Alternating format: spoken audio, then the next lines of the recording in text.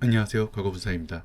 오해를 준비하기 전에 잠깐 여러분들과 나누고 싶은 이야기가 있어 새로 영상을 만들게 되었습니다.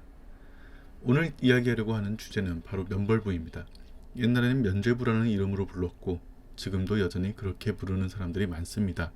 하지만 면벌부라고 부르는 것이 좀 더 정확하죠. 왜냐하면 우리는 흔히 중세의 면벌부 판매를 두고 돈만 내기만 하면 천국으로 가는 증표를 살 수 있다는 개념 정도로 이해합니다. 엄밀히 말하면 정확한 설명은 아닙니다. 자격 미달의 면벌부 판매인들이 그렇게 홍보하며 돈을 벌었던 것은 사실입니다. 하지만 신학적으로는 좀 다르게 설명하죠. 중세 가톨릭 교회에서 면벌부는 죄에 대한 벌을 경감해주는 자비로 설명됩니다. 여기서 가톨릭 고해 성사의 구조를 살펴볼 필요가 있는데요. 흔히 영화 같은 데서는 어두운 상자 같은 고해소에 들어가서 신부에게 죄를 고백하면 되는 것으로 이야기합니다만 정확히는 죄의 고백 이후 사제에게 보석을 받는 것으로 마무리가 됩니다. 이 보석이라고 하는 것은 가볍게 보자면 일종의 숙제 같은 것이고 좀 크게 해석하자면 죄에 대한 벌이라고 할 수 있습니다. 면벌부는 바로 이 보석을 면제해주는 장치입니다. 종교개혁 무렵에는 이것이 무분별하게 남발되고 매간매직을 위한 재원으로 활용되어 반발이 컸습니다만 기본적으로는 교회가 행하는 자선사업을 뒷받침하기 위한 목적에서 시작된 것이었습니다. 오늘날에도 여전히 이 전통은 계속되고 있습니다. 천주교에서 말하는 대사가 바로 이 당시 면벌부와 같은 개념이라고 이해하시면 되겠습니다. 주로 성지순례를 간다든지 교회에서 지정한 기도를 함께하는 것으로 일정한 조건을 채우면 죄에 대한 보속을 면제해 주는 것이죠. 주기적으로 필요에 따라 이루어지는 것이기도 합니다.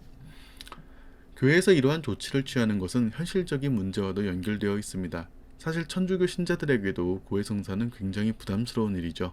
그리고 오늘날에는 대개 기도를 몇 번 하라는 정도로 보석이 가볍게 내려집니다만 과거에는 지키기 쉽지 않은 보석들이 내려지기도 합니다.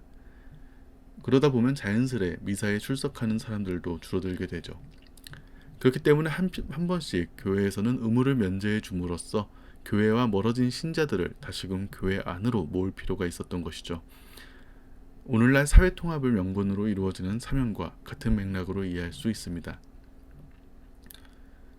하지만 이 제도는 완전한 것이 아닙니다. 여기서 크게 두 가지 질문이 가능하죠. 첫 번째로 죄는 누가 용서할 수도 있는 것인가? 이런 질문 가능합니다. 실제로 이 문제는 마르틴 루터가 종교개혁 당시에 강하게 제기했던 문제였죠. 기독교 교리에서는 단죄와 용서 그리고 구원은 어디까지나 하느님에게 주어진 권한이니까요. 그렇다면 이 용서는 어떻게 정당화될 수 있을까요?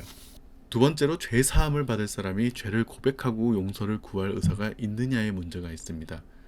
먼저 용서한다고 손을 내밀어도 용서를 구할 생각이 없는 사람에게는 아무런 소용이 없는 행동일 수밖에 없습니다. 그럼 대체 우리는 왜 용서를 이야기해야 하는 걸까요? 갈등이 많은 시대죠. 그렇기 때문에 화해를 모색하려는 노력은 중요할 수 있습니다. 하지만 먼저 세 가지 질문에 대한 답이 명확하게 이루어져야 용서는 가능합니다. 첫 번째, 용서는 누가 하는가?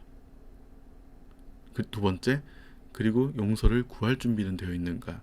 마지막으로 용서와 화해를 통해 나아가야 할 방향은 무엇인가?